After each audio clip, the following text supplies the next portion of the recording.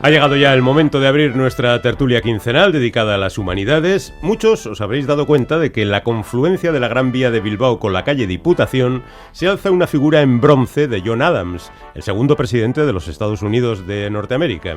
El busto conmemora la visita que Adams hizo a la ciudad en el año 1780, teniendo como anfitrión al bilbaíno Diego de Gardoqui. Empresario convertido casi por azar en diplomático, Gardoqui fue el primer embajador de España en los Estados Unidos a finales del siglo XVIII.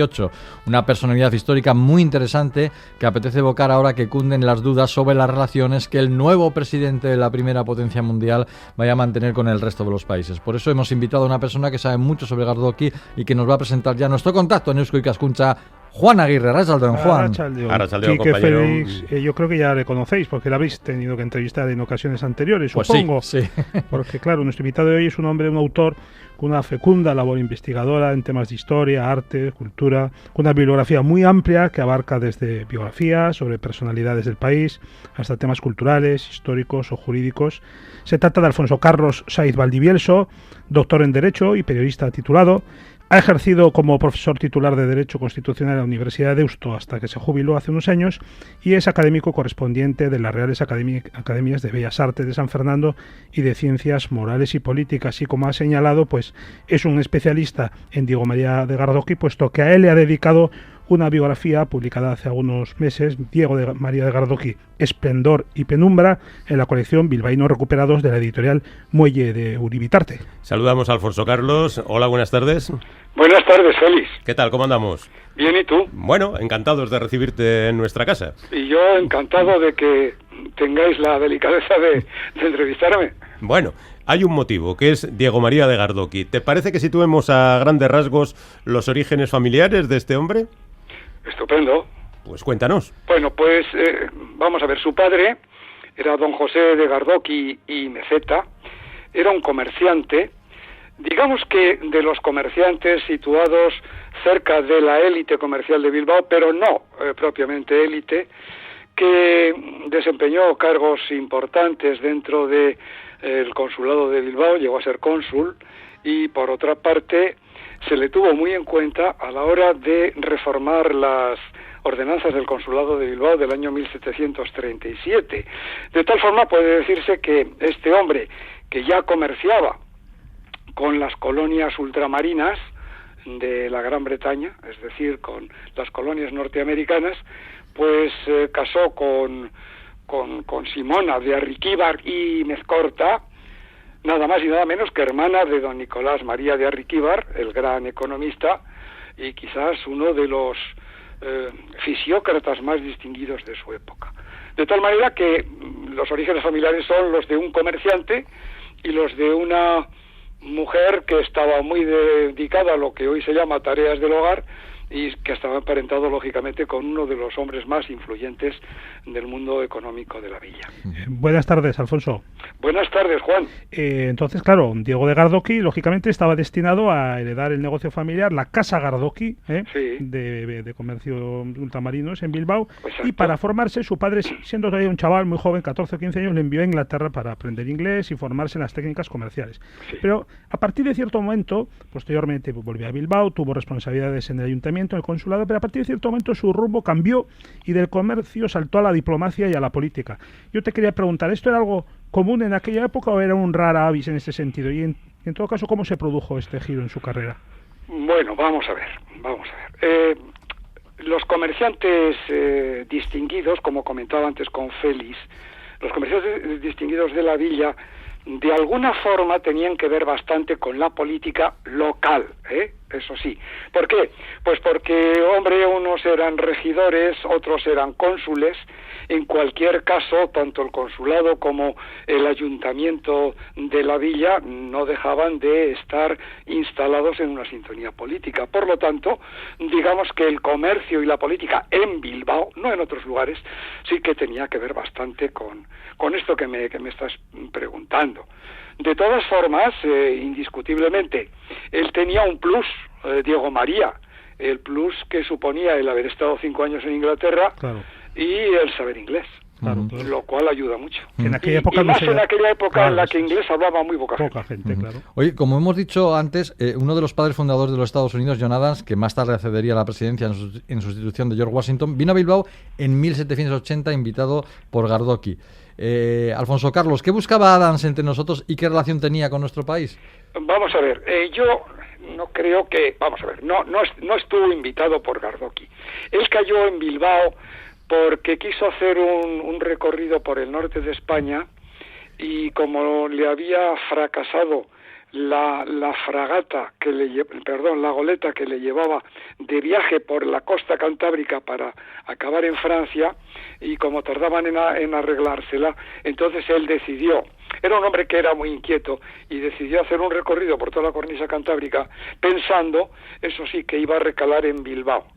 ¿Y por qué quería recalar en Bilbao? Es muy sencillo, porque allí estaba Diego María de Gardoqui, que no lo esperaba ni muchísimo menos. Lo que pasa que Adams, como casi todos los padres de la futura Constitución norteamericana, es decir, miembro distinguido de las colonias, sabía quién era Gardoqui, precisamente por el tráfico de mercancías que cruzaba tanto el padre como después su hijo José Joaquín y el propio Diego, el tráfico mercantil que tenía con las colonias, que era muy intenso.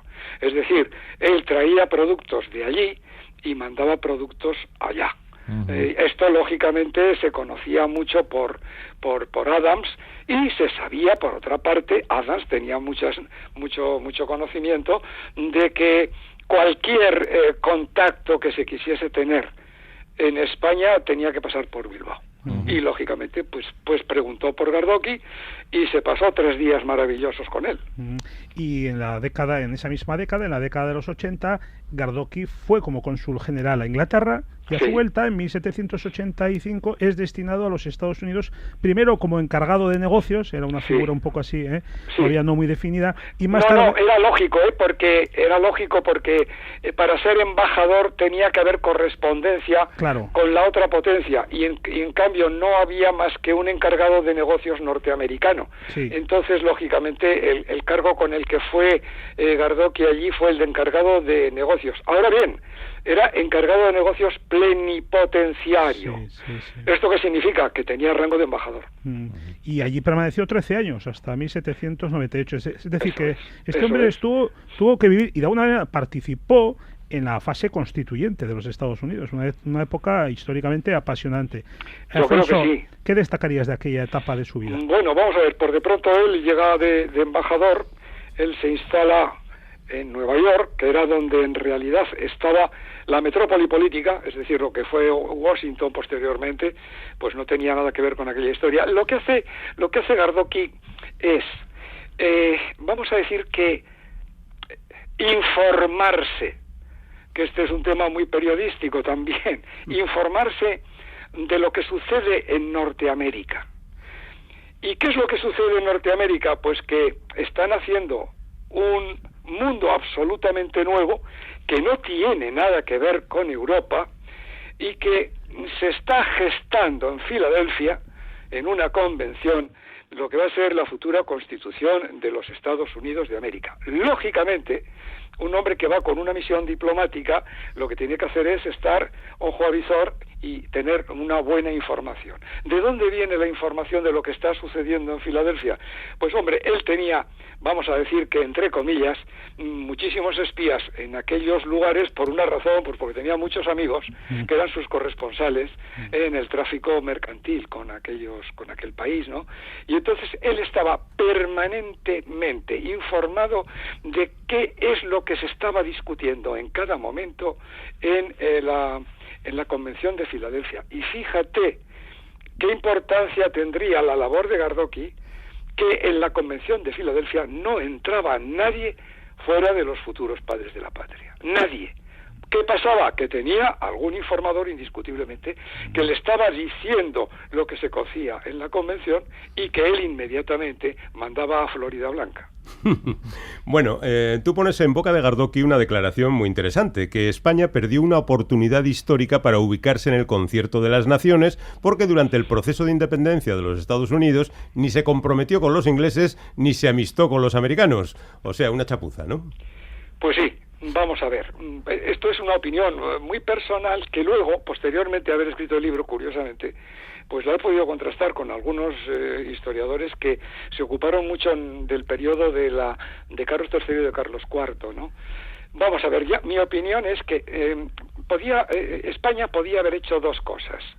Una, arreglar el conflicto con Portugal, lo cual le acercaría mucho a Inglaterra, y si le acercaba mucho a Inglaterra, pues haber pactado con Inglaterra y haber podido sacar tajada de la futura Norteamérica a través de los ingleses, que como buenos diplomáticos seguramente acabarían arreglándose, como así sucedió. Bueno, esto era una posibilidad, pero esta posibilidad era inviable. ¿Por qué era inviable? Pues porque la corona era bastante neutral, pero la corona española estaba unida a la corona francesa por los pactos de familia, por lo tanto no había posibilidad de hacer ninguna gestión en ese sentido. Y a esto hay que añadir que había muchísimos prohombres que eran bastante anglófobos. Entonces, claro, pues esa vía estaba totalmente obturada. Sin embargo, había otra vía que yo creo que es la que se tenía que haber seguido. Hombre, visto ahora con distancia, todo eso es muy fácil de decir, había que verlo quizás en aquel momento. Pero, en mi opinión, si España se alía desde el primer momento, oficialmente, porque todo lo que se hizo fue oficioso, si se hace oficialmente amigo y colaborador de los norteamericanos en su independencia contra la metrópoli, es decir, contra Gran Bretaña, España podía ser hoy una potencia mundial, pero mundial sin ningún género de dudas. ¿Por qué? Porque los americanos eran mucho más inocentes que lo que podía ser la Gran Bretaña, que tenía el colmillo muy retorcido. Y los americanos hubiesen agradecido siempre el que hubiese habido una potencia que no oficiosamente, sino oficialmente, se ponía de su lado en el logro de su independencia. Yo creo que esa fue la ocasión perdida que nos ha traído, digamos, no voy a decir disgustos, pero nos ha traído mucha pesadumbre y mucha oscuridad. ¿Por qué? Porque no contamos para nada una vez que Inglaterra, gran diplomática, estableció un tratado con los norteamericanos independientes de paz y comercio, incluso de navegación por el Mississippi, en libertad para los ingleses y para los propios americanos.